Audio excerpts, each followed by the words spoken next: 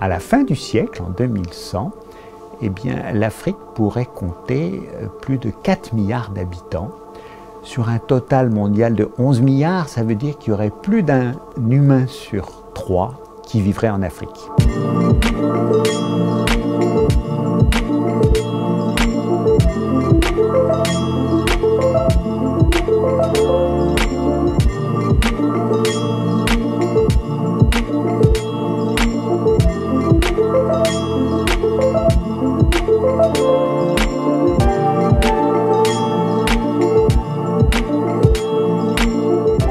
Alors déjà, la population mondiale compte près de 8 milliards d'habitants en 2020.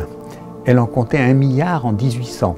Donc elle a été multipliée par 8 en 2 siècles. La croissance démographique devrait se poursuivre et la population mondiale atteindre autour de 10 milliards d'habitants en 2050. Les naissances sont aujourd'hui 3 fois plus nombreuses que les décès. Les femmes mettent au monde en moyenne 2,4 enfants chacune aujourd'hui. Alors la moyenne de 2,4 enfants par femme en 2020, elle recouvre des situations très variées. En Corée du Sud, c'est 1 enfant par femme en moyenne, et la plus élevée au Niger, près de 7 enfants par femme. C'est pratiquement toute l'Afrique et en Asie, une bande allant de l'Afghanistan au nord de l'Inde en passant par le Pakistan. C'est dans ces régions qu'aura lieu le gros de l'accroissement démographique futur. Le climat se détériore, s'il y a le réchauffement climatique, s'il y a cette menace d'épuisement des ressources, ce n'est pas tant du fait du nombre des humains, mais de la façon dont ils vivent. Le gros de la consommation de ressources et de la production de gaz à effet de serre, il a été le fait jusqu'ici de la minorité de 1 milliard d'humains qui vit en Europe, en Amérique du Nord et au Japon. La plupart des autres humains ont produit ou produisent peu de gaz à effet de serre et consomment peu de ressources.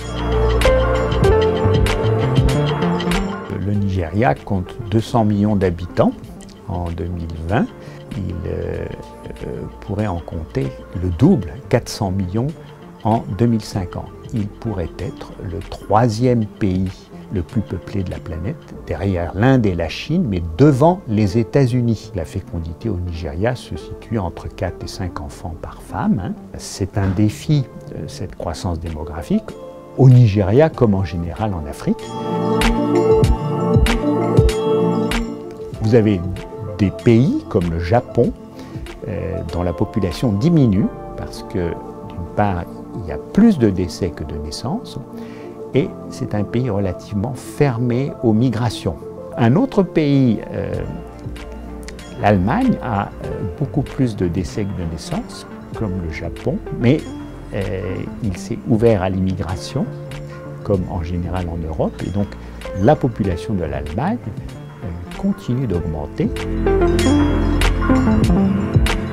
Finalement, ce n'est pas tellement la question du nombre des humains qui est importante, mais c'est la question de leur mode de vie.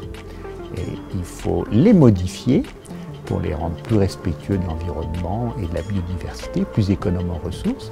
Et il faut le faire en premier dans les pays qui consomment le plus et qui produisent le plus de gaz à effet de serre, donc c'est les pays du Nord.